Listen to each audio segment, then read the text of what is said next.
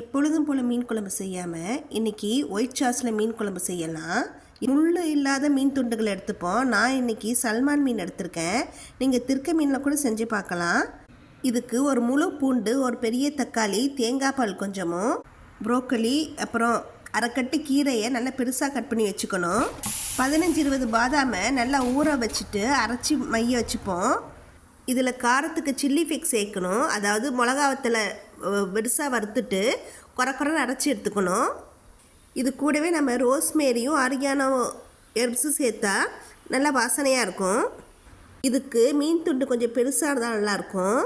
கொஞ்சமாக உப்பும் சில்லி ஃப்ளேக்ஸும் போட்டு லைட்டாக டோஸ்ட் வதக்கி எடுத்துப்போம்.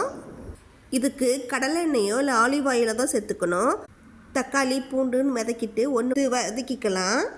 இதில் நாம் வேக வச்சு உருளைக்கிழங்கு கூட சேர்த்துக்கலாம். கண்டிப்பாக கீரை சேர்த்துக்கணும். அதோட டேஸ்ட் நல்லாயிருக்கும்.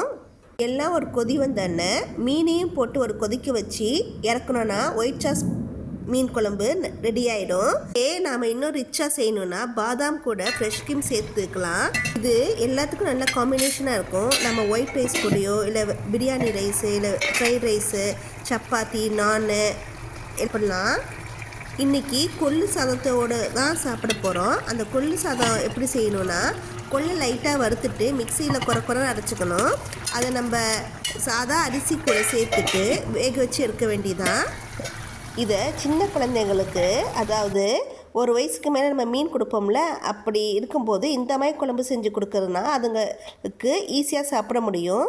இப்போ உள்ள பெரியவங்களுக்கு கூட வெறும் புளியும் காரமும் சேர்க்காமல் இந்த மாதிரி செஞ்சு சாப்பிட்டா வயிறுக்கும் நல்லதாக இருக்கும். இந்த வீடியோ உங்களுக்கு பிடிச்சிருந்தா சப்ஸ்கிரைப் பண்ணுங்கள், ஷேர் பண்ணுங்கள். தேங்க்யூ.